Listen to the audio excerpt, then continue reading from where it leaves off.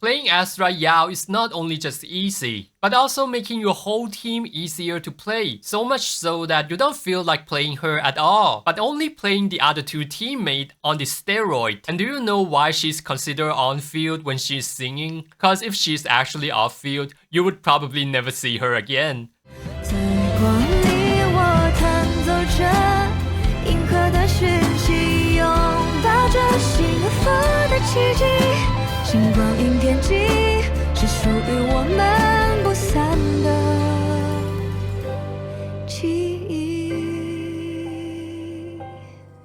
So how strong is Astra Yao? Based off my personal testing in the assault mode, the differences is ranging from like 20% up to like 40%, depends on the content. So I ran some tests in the assault mode, and for the dead end, you could see 36% improvement as compared to M1 Rina with the M0U0 Astra Yao. And as for Miyabi Bernice team, you get 27% increase when you're switching off Lucy. And there's this honorable team that I would like to mention is the Nicole Astra Yao team with Miyabi. The damage differences between these two teams is pretty much negligible, and my Nicole's W engine is at refinement level 1, so they're definitely at the same power levels, and we could expect that the Ether Anomaly unit in the future is gonna be totally busted in this team. And when I tested with the Chinyi Harumasa team, the power increase is much more significant, as you can see it's about 40%. Sorry for the low damage cause my Harumasa is at level 55, and when I put Bernice and Miyabi on this specific boss, I got 54% increase as compared to Lucy. Is insane. And as for other team comp that I couldn't really test it myself, I will just reviewing the CN analysis here. So based off the CN testing, she's about 8% improvement to Nicole in the Zhuyuan Qingyi team, and mainly it's because Astra Yao couldn't procs Anomaly as much as Nicole, so Zhuyuan Ether 4 set wouldn't be able to capitalize on that, but it's definitely a great quality of life improvement as this team is gonna be much easier to play. And as for Caesar, you would get 12% DPS increase, and you could expect about 15 to 35% improvement switching Lycan and Sokaku. And in the Miyabi, Lycan and Sokaku team, if you switch off Sokaku, you would get about 12% DPS increase, and Lider is straight up bad in this team cause he wouldn't be able to proc his additional ability. So yes, she's definitely the Bennett of Genshin, the Ruan Mei for Honkai Star Rail. She actually also makes the team much easier to play by her rapid quick assist while buffing, and that also provides a tons of iframe, so much so that her defensive capability is actually better than Caesar when used correctly. I've already seen some videos up there that you could achieve no hit in the Endless Tower by just simply repeating the Astra Yao's combo, like skill, quick assist, do your attacks, dodge out, swap back to Astra Yao, then tap skill again, then repeat the cycle. It's pretty cheesy. I do expect that she's gonna provide a pretty good defensive kit, but I've never thought that she would exceed Caesar in terms of defensive kit. So let's start off with the basics and the No.1 Mistake when you are using Astra Yao. All you do is really just tap her skill, and it doesn't matter if you have energy or not, cause she's gonna be in the singing state. Then you swap to other characters, so you guys and the enemies that you are fighting with could enjoy this beautiful voice together, cause music is what brings everyone together. I mean, the singing state would buff your whole team with 25% crit and 20% damage, and make sure that you max out her skill to get all the buff.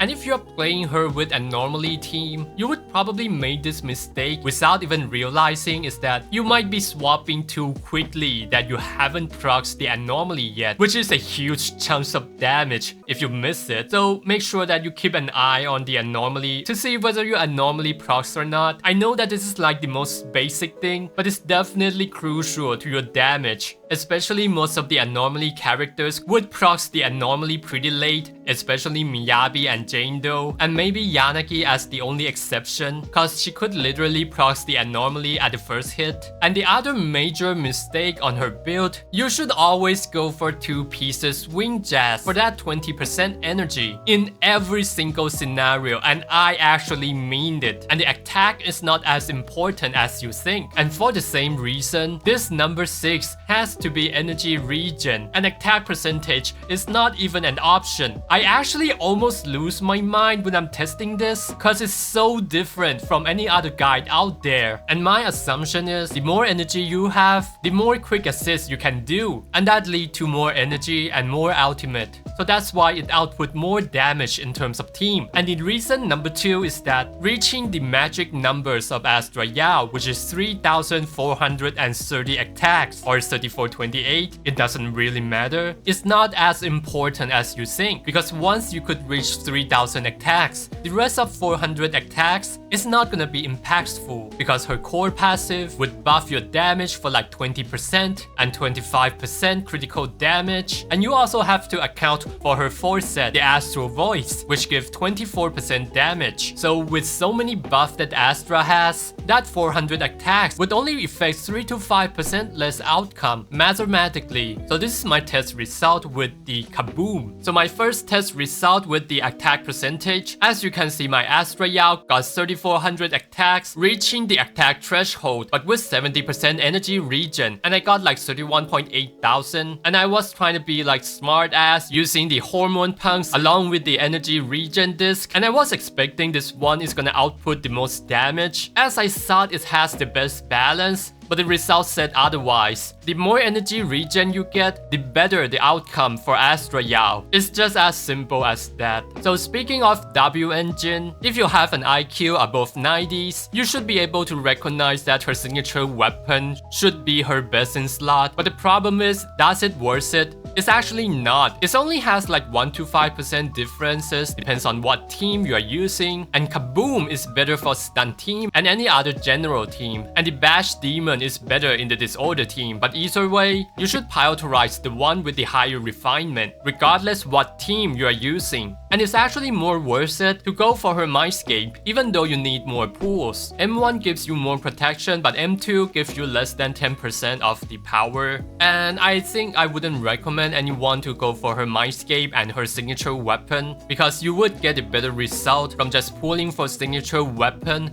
and the Mindscape of other agents. And I also conduct the same test with the Vault, the Nicole's W engine. Energy regen is still better with this W engine. And the reason that it doesn't outperform Kaboom and Bash Demon is because the passive doesn't really works well with Astra Yao. The uptime is bad with Astra Yao, and the Battle Pass one is somewhat usable if you don't have any other choices. The signature engine for Rina is just straight up bad, because when Astra Yao is singing state, it wouldn't recover the energy for Astra Yao because she's considered as being on field when she's singing. So let's go with the best 4 sets for Astra, and it's Astral Voice. This 4 set is best for Disorder team and to be used in general, and it's gonna buff 8% damage for every quick assist with the maximum of 3 stack, and it's the best in slot for pretty much every support out there, because they would generally give you quick assist after using their skill. The quick assist that you get from getting hit by the enemy is also counted as quick assist. So every time when you get hit by the mobs, you would also get the attacks buff from just quick assisting, and it's gonna make your gameplay more forgiving. I even saw a JP content creator intentionally get hit by the enemy to get the buff as quickly as possible before the Astra Yao is released. And one thing you are gonna pay extra attention is that chain attacks and parry doesn't count as quick assist, therefore you don't get the buff. And this set is exceptionally great for Lucy Bernice core, because Bernice would also give you quick assist on her ult, making stacking buff much easier.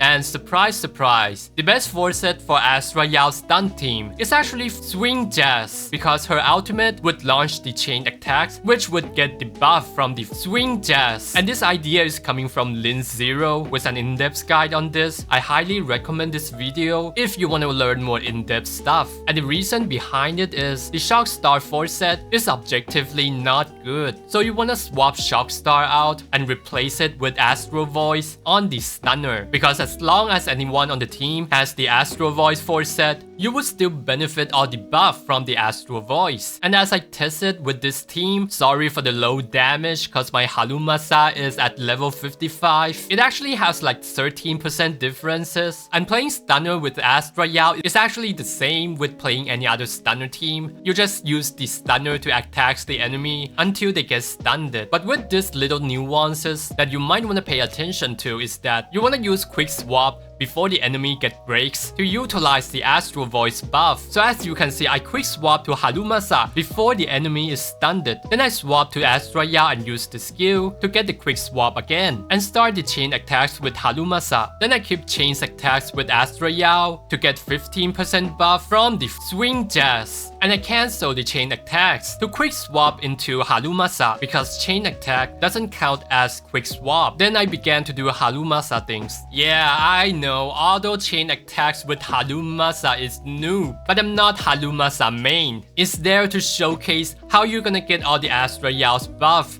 when you are playing with any attackers. And if you have Astra Yao's ultimate, you could also get all the Astral Voice buff by quick swapping into Harumasa, then swap into Astra Yao to use the ultimate, so that you get all the buff from swing jazz before the enemy is stunned.